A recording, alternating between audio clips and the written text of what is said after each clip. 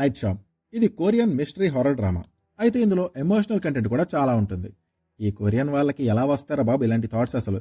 It's one of the best show I have watched in 2024 and నేను చూసిన Korean web series లో one of the best web series ఇది. Initial episodes చూసి ఇదేదో mystery horror web series మాత్రమే అనుకుంటే మీరు కొరియన్ రామెన్ లా కాలేసినట్టే.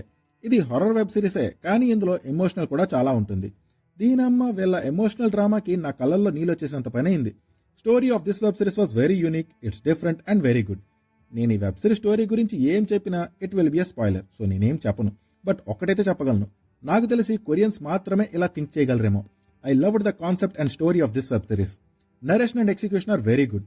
మనం ఈజీగా ఈ వెబ్ సిరీస్ తో ఎంగేజ్ అయిపోయి థ్రిల్ తో పాటు ఎమోషనల్ అయ్యేలా ఈ వెబ్ సిరీస్ నరేషన్ ఉంటుంది. ఈ వెబ్ సిరీస్ లో టోటల్ 8 ఎపిసోడ్స్ ఉంటాయి. అయితే ఇనీషియల్ 4 ఎపిసోడ్స్ కొంచెం హారర్ ఫీల్స్ ని ఇస్తాయి.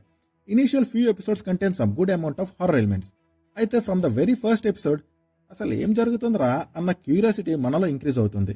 అసలు వాళ్ళెవరు, వీళ్ళెవరు, వాళ్ళ కథ ఏంటి, వీళ్ళ కథ ఏంటి, వాళ్ళెందుకు ఇలా ఉన్నారు, అసలు వీళ్ళందరూ ఎక్కడున్నారు, ఇలా మన మైండ్ లో చాలా క్వశ్చన్స్ స్టార్ట్ అవుతాయి.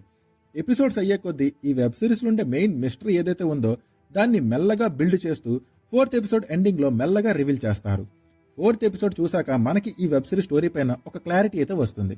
Still we will have some questions in our mind. But అసలు ఈ వెబ్ సిరీస్ మెయిన్ కాన్సెప్ట్ ఏంటి అనేది నాకు 4th ఎపిసోడ్ తర్వాత ఒక ఐడియా అయితే వచ్చింది. ఇక ఆ తర్వాత అసలైన ఆట షురు. దీనమ్మ ఆ తర్వాత నుంచి స్టోరీ ప్రోగ్రెస్ అయ్యే కొద్దీ మన గుండె ఎంత గట్టితో టెస్ట్ చేసేలా ఎమోషనల్ సీన్స్ రప్పమని ఒకటితో వస్తూనే ఉంటాయి. ఇనీషియల్ గా చిన్నగా స్టార్ట్ చేసి లాస్ట్ 2 ఎపిసోడ్స్ లో వదిలారమ్మా సరైన ఎమోషనల్ సీన్స్. అసలు నేనైతే ఆ క్యారెక్టర్స్ అండ్ ఆ స్టోరీకి కంప్లీట్లీ కనెక్ట్ అయిపోయా. నా గుండె గట్టిది కాబట్టి సరిపోయింది. సెన్సిటివ్ పర్సన్స్ అయితే బకెట్లు నింపేస్తారు పక్కాగా. నిజంగా last episodes were too emotional. అలానే లాస్ట్ 2 ఎపిసోడ్స్ లో స్టోరీలో కొన్ని మేజర్ ట్విస్ట్ అండ్ టర్న్స్ కూడా ఉంటాయి.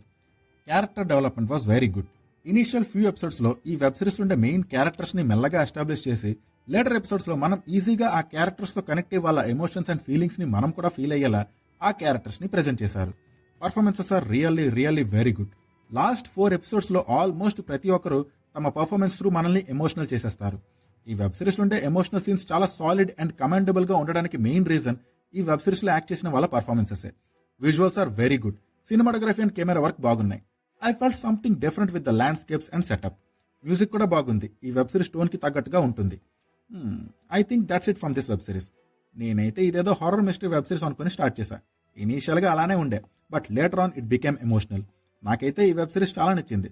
మీరు కొరియన్ డ్రామా లవర్స్ అయితే it's a must watch web series for you. Currently ఇది హాట్స్టార్ లో కొరియన్ లాంగ్వేజ్ లోనే అవైలబుల్ గా ఉంది. So that's it for now. మీకు ఈ వీడియో నచ్చితే లైక్ చేయండి అండ్ లైట్ షాప్ అయినా మీ ఒపీనియన్ ఏంటి అనేది కామెంట్ చేయండి. And please do subscribe to my channel.